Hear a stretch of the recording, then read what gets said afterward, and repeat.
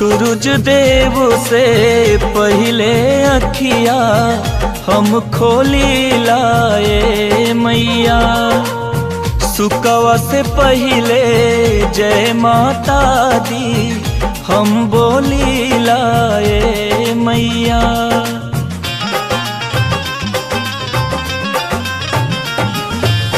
सूरज देव से पहले अखिया हम खोली लाए मैया।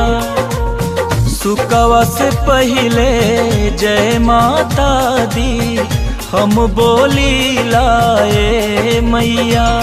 खबरिया कवने करनवा पठैलू ना हो, पठैलू ना हो, पठैलू ना। सुनली कि यही रह गईलू